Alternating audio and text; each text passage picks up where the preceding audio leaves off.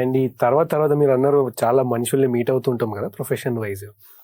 ఏమవుతుందంటే కొందరు ఉంటారు రామ్ గారు, మాట్లాడంగానే వాళ్ళు ఎదుటి వాళ్ళు ఎట్లాంటి వాళ్ళో చెప్పగలరు. ఒక 5-10 నిమిషాలు మాట్లాడగానే వాడు జెన్యూనా, వీంతో ఉంటే మనం మునుగుతామా అనేది క్లియర్గా తెలిసిపోతుంది. ఇంకొందరికి వెలగదు అది, ఆ విషయం అర్థమే కాదు. కొంతసేపు టైం స్పెండ్ చేసి వాళ్ళతో ట్రావెల్ చేసి మునిగిన తర్వాత అరే నేను మునిగినా వాడితో ఉంటే అని రియలైజ్ అవుతారు. ఎట్లా గుర్తుపట్టాలి? వీడేమో ముందే గుర్తుపట్టేసి సేఫ్ జోన్లో ఉన్నాడు, వాడికేమో తెలీదు. సో ఎట్లా గుర్తుపట్టాలండి అట్లాంటి వాళ్ళని? ఏదో రకంగా సిగ్నల్స్ అయితే ఉంటాయి కదా, ఇస్తుంటారు కదా, వాళ్ళని గుర్తుపట్టి మనం ఎట్లా దూరంగా ఉండాలి అట్లాంటి వాళ్ళకి?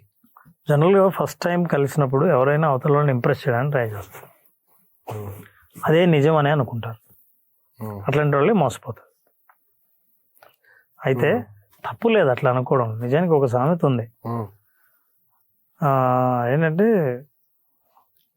మొదటిసారిగా చూసినప్పుడు వాళ్ళని మీరు ఎలా చూసారో వాళ్ళు అదే అని నమ్మండి అని.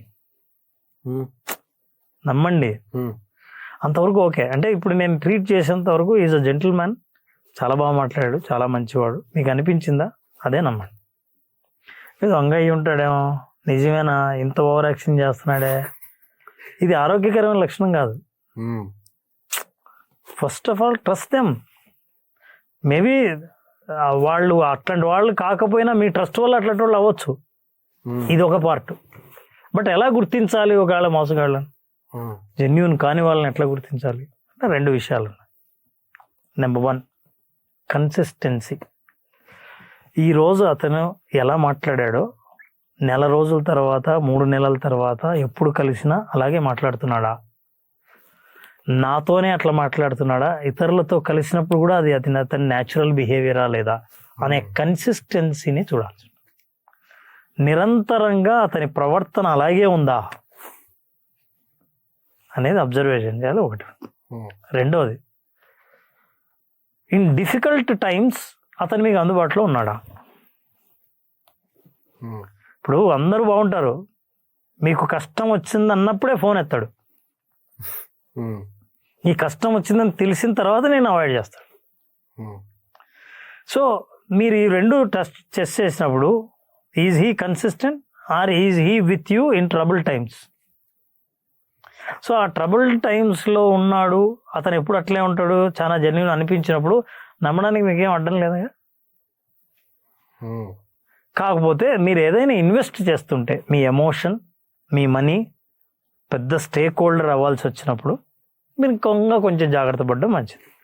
సాధారణంగా రిలేషన్షిప్లో అవతల వాళ్ళ జెన్యూనిటీని కొలవాలంటే consistency and being with you in a tough times అనేది చూడాలి. ఇవి చెక్ చేస్తే మీరు కొంతవరకు సేఫ్గా ఉండొచ్చు. మోసపోయేంత వరకు, ప్రతిసారి చేతులు కాలేంత వరకు వెయిట్ చేయక్కర్లేదు. ఇది చాలా టైం పడుతుంది కదా తెలుసుకోవాలంటే. బట్ కొందరికి ఏమైనా ఇన్స్టింక్ట్ ఉంటుందా మరి? ఇన్స్టింక్ట్ ఉంటుందా అంటే ఇది పెద్ద మనం డిస్కషన్ చాలా చేయాల్సి ఉంటుంది. అంటే మీ ఇన్స్టింక్ట్ కూడా మీ అనుభవం బట్టి ఇన్స్టింక్ట్ వస్తుంది. 10 మంది నేను దొంగల్ని కలిశాను, 11వ వ్యక్తిని కలిశాను, నా దృష్టి ఎట్లుంటుంది? నాకు అప్పుడు కలిగిన అనుభవము, ఆ ఫీలింగ్, అనుభూతి ఏదైతే ఉందో ఇన్స్టింక్ట్, అది నిజం అనుకునే అవకాశం ఉంది, అది ఇన్స్టింక్ట్ అనుకునే అవకాశం ఉంది. So instincts will come from experience. నేను ఎక్స్పోజ్ అయిన నేను ఇలాంటి వాళ్ళు చాలా మందిని చూశాను అన్నది ఎందుకంటే అది ఇన్స్టింక్ట్ అని అనుకుంటా. సో మీ ఇన్స్టింక్ట్కి బయాస్డ్ ఒపీనియన్ అయి ఉండొచ్చు. సో దానికంటే మెజర్ చేయండి, టైం తీసుకొని. అంటే జనరలీ నేను ఎట్లా జడ్జ్ చేస్తా అంటే జెన్యూనా కాదని చెప్పే మాటల్లో ఎంత క్లారిటీ ఉంది, ఎంత డెప్త్ ఉందనే దాన్ని బట్టి నేను యాక్చువల్లీ ఆలోచిస్తాను ఇతనితో టైం స్పెండ్ చేయొచ్చా, జెన్యూన్ అయినా ఇతను అని. బట్ అది కూడా అప్పుడప్పుడు వాళ్ళు they don't want to reveal themselves and అట్లా కూడా ఉండొచ్చుగా. బట్ ఇప్పుడు ఒక దొంగ మోసం చేయడంలో ఎక్స్పర్ట్ అయినప్పుడు మీకు తెలియని విషయాలని స్పష్టంగా అబద్ధాలు చెప్తాడు, చాలా క్లియర్గా. ఎందుకంటే ఏ అబద్ధాలు ఎంత స్పష్టంగా చెప్పాలో ఆల్రెడీ ట్రైన్ అయ్యి ఆ విషయంలో మోసం చేయడం అతనికి తెలుసు కాబట్టి. ఇంటరాగేట్ చేసేటప్పుడు పోలీస్ ఆఫీసర్లు నేరాన్ని బయటికి చెప్పకూడదని అనుకున్నప్పుడు స్పష్టంగా ఇతను వివరాలు చెప్తాడు తప్ప చెప్పాల్సినవి దాచి చెప్పొచ్చు. కాబట్టి ప్రతిదానికి ఒక ఛాలెంజ్ ఉంది. Time will tell. అవేమి ఇన్స్టింక్ట్స్ ఏం కాదు. You can observe. ఎందుకు ఇన్స్టింక్ట్స్? అబ్జర్వ్ చేయండి, వాచ్ చేయండి, క్రియేట్ ఏ సిచ్యువేషన్.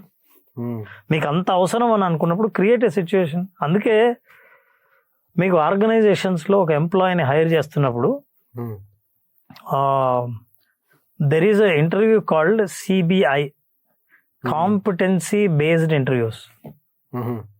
నా ఇంటర్వ్యూ ఏంటంటే మీకు ఏదైనా తెలుసు అని అనుకుంటే ఎంత తెలుసో చెక్ చేసే ఇంటర్వ్యూ అది. అట్లాగే ఇంకో ఇంటర్వ్యూలో అడుగుతారు, మీరేంటంటే I'm a fast learner, I'm a team work, I work in a team, I'm a very good team player, ఇవన్నీ చెప్తాడు. అప్పుడు they will throw A situation. ఇలాంటి పరిస్థితి వచ్చినప్పుడు, ఇట్లాంటి కష్టం వచ్చినప్పుడు నువ్వేం చేస్తావు? ఇప్పుడు తేల్లా నువ్వేం చేస్తావు అన్నప్పుడు నేనేదో రైట్ ఆన్సర్ ఇచ్చానని అనుకుంటావు. అలా చేసినప్పుడు మరి ఈ పరిస్థితిలో ఇట్లా వస్తే ఎలా రియాక్ట్ అవుతావు అంటే నీ ఒరిజినాలిటీ తెలుస్తుంది. So there is a structured interview. అవతల వాళ్ళ మనసు తెలుసుకోవడానికి చాలా పద్ధతులు ఉన్నాయి. ఇంటరాక్ట్ అయినప్పుడు, ఎక్స్పీరియన్స్ అయినప్పుడు, దగ్గరగా చూసినప్పుడు మీరు అర్థం చేసుకోవచ్చు. అయితే మీకు ఆ ఇంటెన్షన్ ఉండాలి, నేను తెలుసుకోవాలి అని.